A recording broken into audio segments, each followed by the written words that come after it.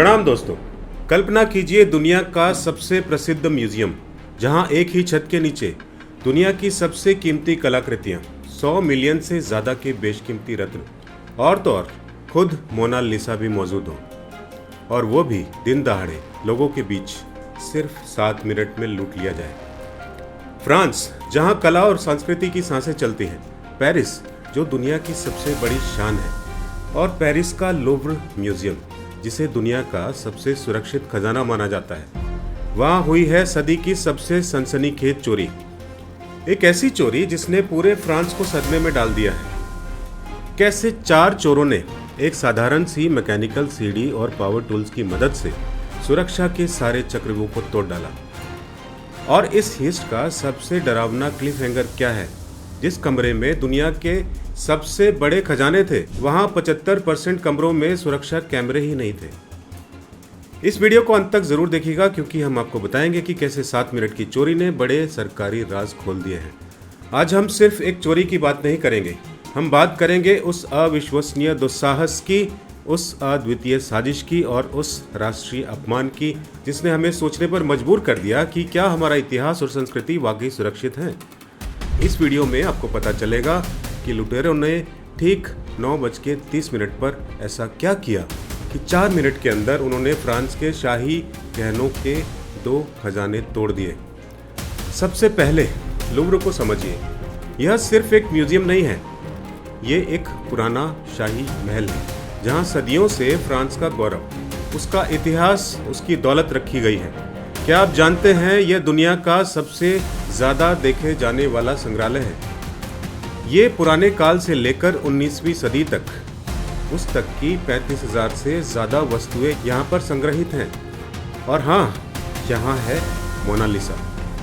अब बात करते हैं उस कमरे की जो चोरों का निशाना बना है, अपोलो गैलरी। इमेजिन कीजिए, सोने की नक्काशी, कलाकृतियों से सजी ये गैलरी कभी किंग लुई 15 के शासनकाल का गौरव थी।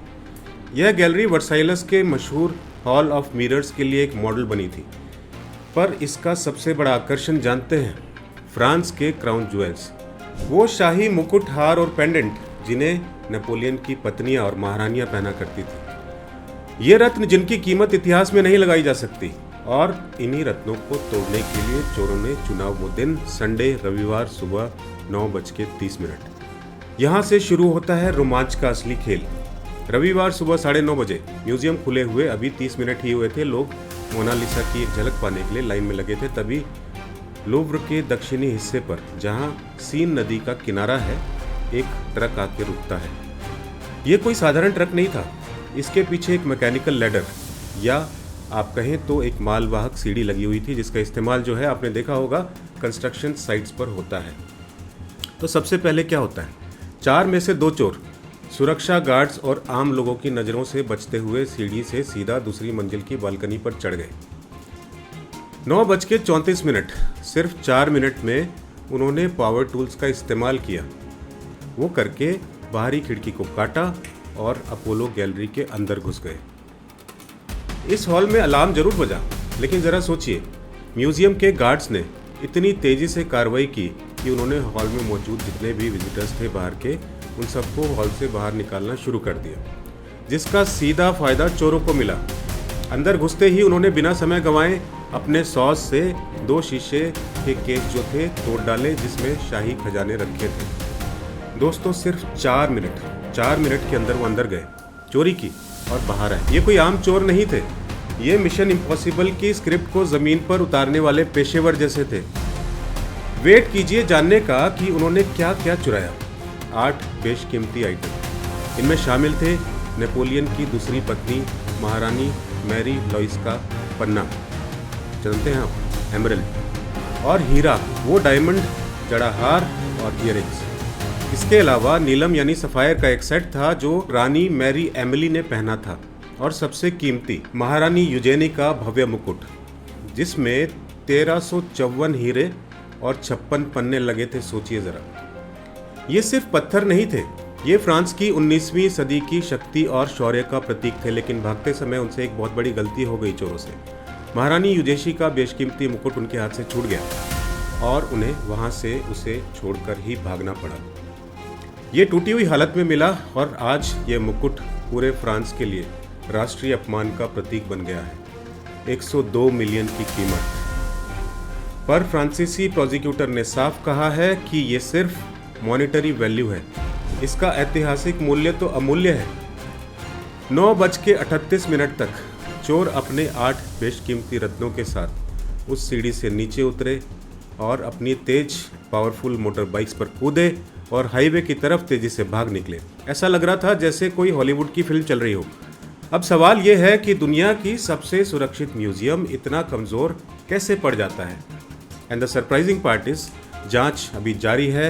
रिसेंटली खबर आई है कि 2 लोगों को, संदिग्धों को गिरफ्तार भी किया गया है। क्या यह किसी संगठित अपराध समूह का काम है या किसी करोड़पति शौकीन जो होते हैं ना, बिलियनर कलेक्टर्स, उनके लिए की गई टारगेटेड चोरी है। विशेषज्ञ कहते हैं कि इन रत्नों को बेचना लगभग नामुमकिन है क्योंकि ये बहुत फेमस है। तो क्या चोर इन्हें तोड़कर पत्थरों को अलग अलग करके काला बाजार यानी ब्लैक मार्केट में बेचेंगे? अगर ऐसा हुआ तो फ्रांस का ये अमूल्य इतिहास हमेशा के लिए दुनिया से गायब हो जाएगा। दोस्तों, आपको क्या लगता है इतनी बड़ी चोरी के पीछे कौन हो सकता है? क्या ये किसी अंदरूनी सूत्र यानी इनसाइडर का काम है जिसे सुरक्षा की सारी कमजोरियां पता थी? कमेंट बॉक्स में अपनी राय दीजिएगा। और हाँ, अगर आपको ये कहानी पसंद आ रही है तो स्मैश द लाइक बटन और हमारे चैनल को सब्सक्राइब करना भी मत भूलिएगा। अब मैं आपको बताता हूँ कि इस हिस्ट ने फ्रांस की सुरक्षा व्यवस्था की पोल कैसे खोल दी। Most people don't realise, Louvre museum की डायरेक्टर ने खुद माना है कि म्यूजियम में कैमरा कवरेज जो थी इनसफिशिएंट थी। म्यूजियम के 75% कमरों में सुरक्षा कैमरे लगे थे और जिस बालकनी से चोर अंदर घुसे हैं वहां एक भी कैमरा नहीं था, या जो था वो सही दिशा में नहीं था। इंटीरियर मिनिस्टर ऑफ फ्रांस ने खुद इस बात को स्वीकार किया है कि यह हमारी असफलता है कि पेरिस के बीचों बीच एक मालवाहक लिफ्ट को पार्क करके लोग मिनटों में बेशकीमती गहने चुरा कर ले गए। ये फ्रांस की एक भयानक छवि को पेश करता है।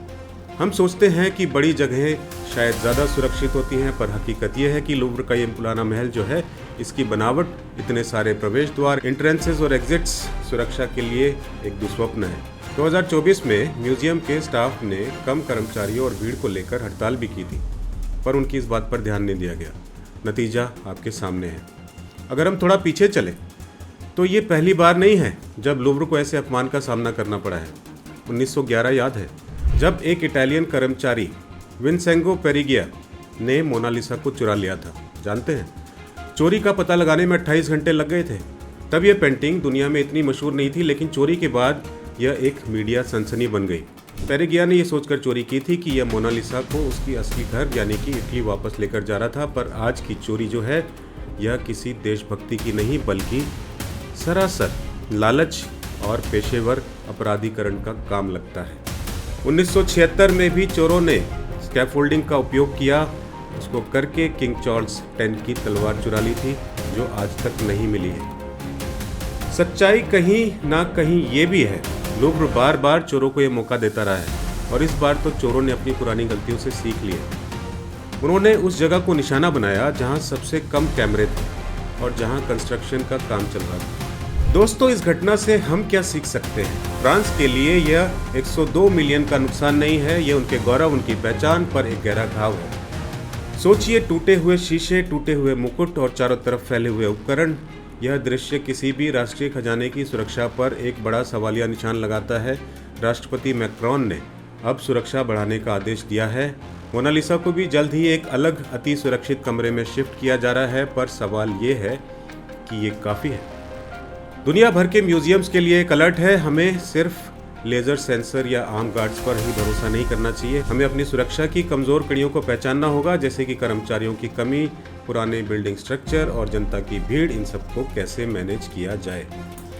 सोचिए, 4 लोग स्कूटर और ट्रक पे आते हैं, 4 मिनट में खिड़की काटते हैं, गैलरी में घुसते हैं, जिस कमरे में शाही महारानियों के गहने थे उसे तोड़ते हैं, 8 बेशकीमती रत्न चुराते हैं और एक मुकुट गिराकर तेजी से भाग जाते हैं। कुल समय 7 मिनट।